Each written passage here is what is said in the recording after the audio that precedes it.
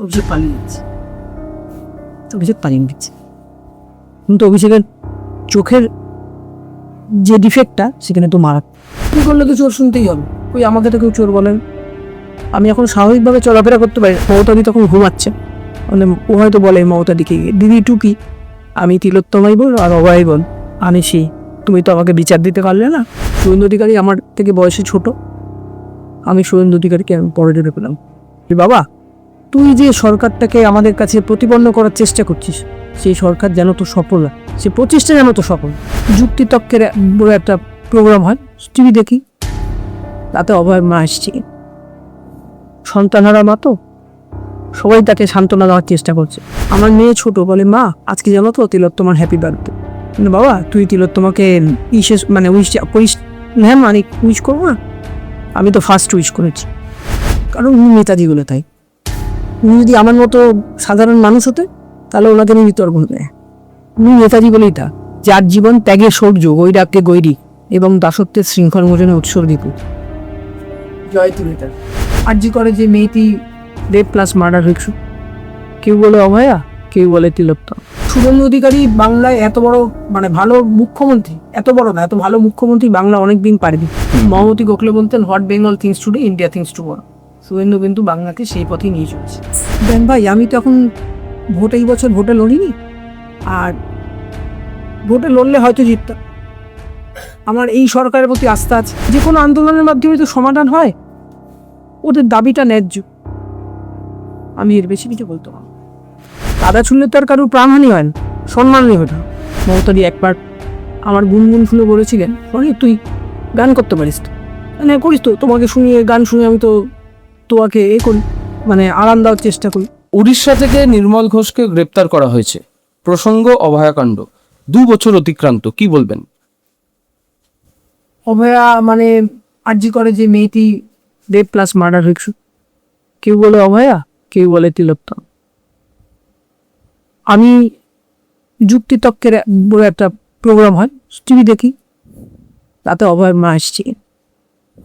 সন্তানহারা মা তো, সবাই তাকে সান্ত্বনা দেওয়ার চেষ্টা করছে, বলে ভালোবেসে ওর বাবা একটা নাম রেখেছে। এখন কেউ বলে ধর্ষণ প্লাস মার্ডার, তারপরে কেউ বলে অভয়া, কেউ বলে তিলোত্তমা, নামটাই তো হারিয়ে।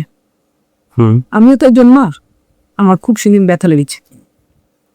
আমি তো আর টিভির ওপার থেকে মানে ওপরে গিয়ে আমি তো আর তাকে সান্ত্বনা দিতে পারবো না। আমার মেয়ে ছোট, বলে মা আজকে জানো তো তিলোত্তমার হ্যাপি বার্থডে। বাবা তুই তিলোত্তমাকে ইসে মানে উইশ করিস? হ্যাঁ মানে উইশ করবো না, আমি তো ফার্স্ট উইশ করেছি। আমি বললাম যে খুব সম্ভবত 9 ফেব্রুয়ারি তিলোত্তমার 9 আগস্ট। 9 অগস্ট, আচ্ছা সরি স্যার, 9 অগস্ট। তো তখন আমি বলি বাবা তুই উইশ করিস কি? বললে হ্যাঁ মা আমি উইশ করবো না, তিলোত্তমার আত্মা এখন তো অতৃপ্ত, বিচার পাইনি, একটু মধ্যরা। তখন আমি বললাম দিদি, তখন মমতাদি তখন ঘুমাচ্ছে, মানে ও হয়তো বলে মমতাদিকে দিদি টুকি, আমি তিলোত্তমাই বল আর অভয় বল আনিসি, তুমি তো আমাকে বিচার দিতে পারলে না, নিজের বিচার কি করে পেতে হবে? কিন্তু তোমার মা তো আবার ভোটে জিতেছে, তোমার বিচার শুরু হয়ে গেছে। খুব আমাদের যা বর্তমান যে গভর্নমেন্ট, তারা খুব দ্রুত তিলোত্তমার বিচার শেষ করে ফেলবে, এটা আমি আশা। দিদি শুধু তিলোত্তমা নয়, তিলোত্তমা ছাড়াও আমাদের রাজ্য তথা শহরে বিভিন্ন প্রান্তে বিভিন্ন ধর্ষণের ঘটনা আমরা দেখতে পেয়েছি, শুনতেও পেয়েছি। কি বলবেন? মানে সুরক্ষার একটা প্রশ্ন তো আসেই, কি বলতে চান বিষয়টা নিয়ে? শোনো, বিকৃত কামের পরিচয়, বিকৃত কামের। দিদি নেতাজি সুভাষচন্দ্র বসু মানে মানে কি বলবো আর, মানে ওনাকে নিয়ে বারবার বিতর্ক, বাম জমানাতেও ওনাকে নিয়ে বিতর্ক, এখন বর্তমানেও হচ্ছে, বারবার ওনাকে নিয়ে এত বিতর্ক তৈরি হচ্ছে কেন বলে মনে করছেন? কারণ উনি নেতাজিগুলো তাই। উনি যদি আমার মতো সাধারণ মানুষ হতে তাহলে ওনাকে নিয়ে বিতর্ক হতে। উনি নেতাজি বলেই তা, যার জীবন ত্যাগে শৌর্য, গৈরাগ্যে গৈরিক এবং দাসত্বের শৃঙ্খল মোচনে উৎসর্গিত। জয় তুলিতা। এবং আমরা দেখলাম বর্তমান সরকার বঙ্গবিভূষণ পদবি কেড়ে নিয়েছেন অনন্ত মহারাজের বিরুদ্ধে। উনি যা যা বলেছেন সেই প্রসঙ্গটা নিয়ে কি বলবেন? নেতাজি তো সারা বিশ্বের নেতাজি প্রেমীদের মধ্যে আমি একজন নেতাজি প্রেমী। নেতাজিকে অসম্মান করা, তিনি যেই হোক, আমি তো অনন্ত মহারাজকে দেখিনি, আমি টিভিতে তাকে দেখেছি, তিনি যেই হন তিনি কিন্তু অত্যন্ত অপরাধ করছেন। এই যে নেতাজিকে আক্রমণ, বারবার একটা মানে ধর্মীয় মেরুকরণ করার যে চেষ্টা চলছে, এটা আপনি কিভাবে দেখছেন? এতে কি আমাদের রাজ্য আমরা শান্তিতে থাকতে পারবো? ধর্মীয় মেরুকরণ মানে এই যে ধরুন নেতাজি যেহেতু আজাদ হিন্দ ফৌজ, সেটা একটা উনি প্রতিষ্ঠাতা ছিলেন, সেটা নিয়ে একটা আক্রমণ। এদিকে ধরুন আজান আজান মাইকে আজান বাজানো যাবে না, একটা ধর্মীয় আক্রমণ, বারবার এরকম বিভিন্ন সরকারের নীতি, হ্যাঁ সরকারের নীতি। এটা কি মনে হয় না যে রাজ্য আমাদের উত্তপ্ত হয়ে যেতে পারে বলে কি মনে করছেন? কি বার্তা দেবেন? শুভেন্দু অধিকারী বাংলায় এত বড় মানে ভালো মুখ্যমন্ত্রী, এত বড় না, এত ভালো মুখ্যমন্ত্রী বাংলা অনেকদিন পারেনি। এত ভালো মুখ্যমন্ত্রী বাংলা অনেকদিন পায়নি। আমি তো মহামতি গোখলেকে প্রত্যক্ষ করিনি। মহামতি গোখলে বলতেন what Bengal things today India things tomorrow. Suvendu কিন্তু বাংলাকে সেই পথেই নিয়ে চলেছে। দিদি, সিদ্দিকুল্লাহ চৌধুরী উনি বারবার রাস্তায় নামছেন। এই রিসেন্টলি আমরা দেখলাম যে বিমানবন্দরে যে মসজিদ ওই প্রসঙ্গ, তারপরে এই সেন্সাস শুরু হয়েছে। তো কিছু বিরোধী মানুষরা বলছেন যে সেন্সাস আর একটা SIR, কারণ অধীর রঞ্জন চৌধুরী মহাশয় বলেছেন যে প্রায় 27 লক্ষ নাম বাদ পড়েছে SIR প্রক্রিয়ায়। তো তাদের কি হবে, তাদের ভবিষ্যৎ কি?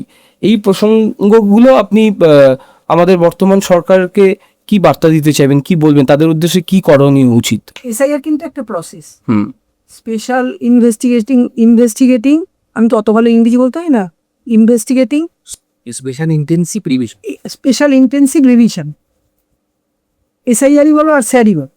SIR কে তো আমরা মানে SIR বাংলায় মানে ইংরেজিতে SIR লিখলে আমরা বলি স্যার, যাই বলো, আর একটা আলোচনা। আলোচনা আর জনসংখ্যা হচ্ছে সেন্সাস, মানে জনগণনা হচ্ছে সেন্সাস। এটা তো বারবারই হয়ে আসছে, এগুলো একটা প্রসেস।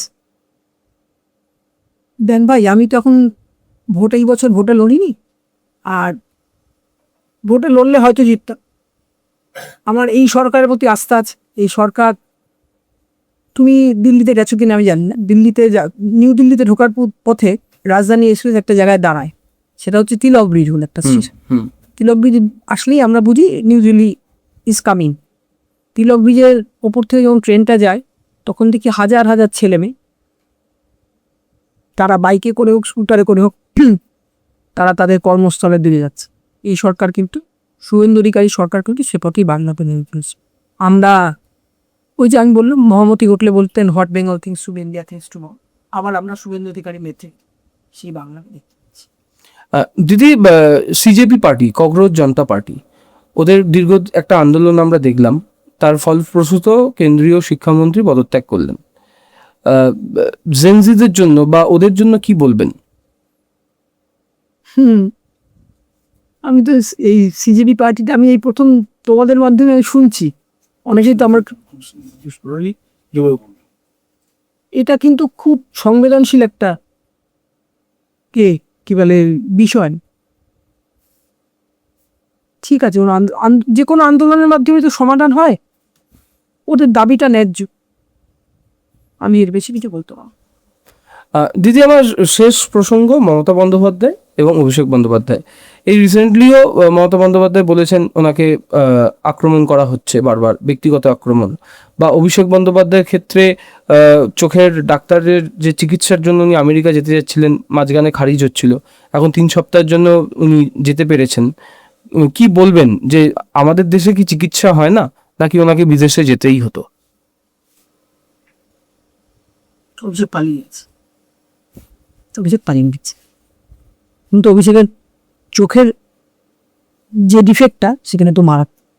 অভিষেক তখন আমাদের MP, মানে ডায়মন্ড হারবার লোকসভা, আমি তখন যথাযথই এমপি অফিসে আমাকে কল করা হলো, আমতলা MP অফিসে, আমাদের সব ব্লক 1 ব্লক 2 এসব সব সহকর্মীদের নিয়ে বসা হল। আমাদের ব্লক 1-এর একজন তৃণমূল কংগ্রেসের নেতা ছিলেন, তখন আমি তৃণমূল কংগ্রেস করতে, শ্রীমন্ত মৈত্র। উনি অভিষেককে জিজ্ঞেস করলেন যে দাদা তোমার চোখে কি কষ্ট? তখন অভিষেক বলল তোমরা তো চোখটা বন্ধ করতে পারো, আমি চোখটা বন্ধ করতাম।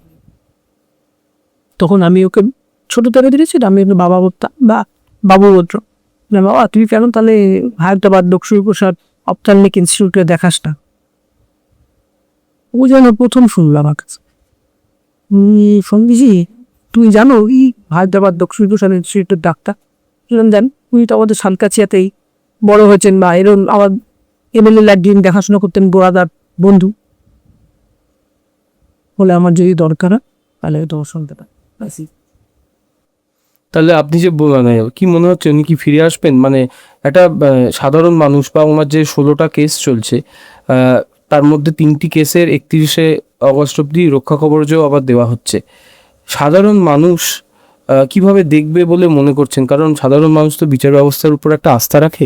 নিশ্চয়ই, আমিও আশ্চর্য, আমি তো সাধারণ মানুষ, আমি তো অসাধারণ, আমি সাধারণ মানুষ। উনি পালিয়ে গেছে, সেক্ষেত্রে কি ফিরে আসতে পারেন বলে মনে করছেন? পালিয়ে গেছে প্রবলেম।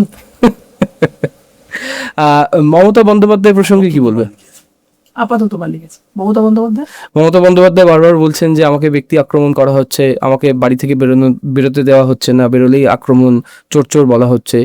তো এটা চুরি করলে তো চোর শুনতেই হবে, কই আমাকে তো কেউ চোর বলেন। আমি এখন স্বাভাবিকভাবে চলাফেরা করতে পারি, সরি আমাকে একটা সাপোর্ট নিয়ে চলতে হয়। আমি তো কখন আমার বাড়িতে পুজো হলো, আমি পুজোতে জিনিস কিনতে গেলাম, আমি তো রাস্তা দেবে ইচ্ছে করে বলে না, আর কেউ পাথরে ছোড়ে না, কাদাও ছোড়ে না। কাদা ছুড়লে তো আর কারোর প্রাণহানি হয় না, সম্মানই হতো। আমার শেষ প্রশ্ন দিদি, বর্তমান সরকারের কাছ থেকে কি এক্সপেক্ট করছেন? অলরেডি 3 মাস হলো, ভালো কাজ করছেন সবাই, কি এক্সপেক্ট করছেন যে দুর্নীতিমুক্ত, যে দুর্নীতির খবর আমরা দীর্ঘ 15 বছর ধরে দেখে এসেছি বা এখনো পাচ্ছি, শুনছি, সেই দুর্নীতিমুক্ত পশ্চিমবঙ্গ কতটা সম্ভব? দুর্নীতি সরাতে পারবে? কতটা সম্ভব দুর্নীতি মুক্ত পশ্চিমবঙ্গ কতটা সম্ভব? নতুন সরকার এক্ষেত্রে কি ভূমিকা পালন করতে পারে? নতুন সরকার, শুভেন্দু অধিকারী যে রাজ্যের মুখ্যমন্ত্রী, শুভেন্দু অধিকারী আমার থেকে বয়সে ছোট, আমি শুভেন্দু অধিকারীকে আমি পরে জেনে পেলাম, বাবা তুই যে সরকারটাকে আমাদের কাছে প্রতিপন্ন করার চেষ্টা করছিস, সেই সরকার যেন তো সফল হয়, সে প্রচেষ্টা যেন তো সফল। শুভেন্দু অধিকারী হ্যাটসঅ্যাপ। আমি গান গাইতে খুব একটা পারি না, মমতাদির কথাটা আমারও আস্থা। মমতাদি একবার আমার গুনগুন শুনে বলেছিলেন, তুই গান করতে পারিস তো, মানে করিস তো, তোমাকে শুনিয়ে গান শুনে আমি তো তোমাকে করি, মানে আরাম দেওয়ার চেষ্টা করি। মমতাদি বললেন তুই ক্যাসেট করিস টাকা, আমি দূর দিদি ক্যাসেট করতে গেলে অনেক ঝামেলা, বলে আমি যেহেতু গুলশান বোর্ডের কাছে নিয়ে নিই, গুলশান বোর্ডের কাছে যাম। বলে কেন? ওই গুলশান বোর্ডের কাছে যেই গান শিখতে যায় গুলশান বোর্ড তাকে বিয়ে করেন, ওগুলো ব্যাপার। তখন বললো তোকে বিয়ে করতে গুলশান কুমারের বয়ে গিয়েছে, তখন গুলশান কুমার আসতে না বলি।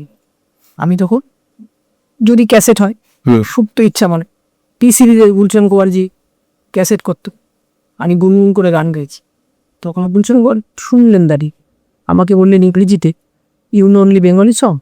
তখন আমি হাসতে হাসতে হাত জোর করে বললাম no sir, I know only বাপ্তমি সং। এ মেরে বতন কি লোগো, যার আঁখোं में भर लो पानी, जो शहीद है उनकी, যারা ইয়া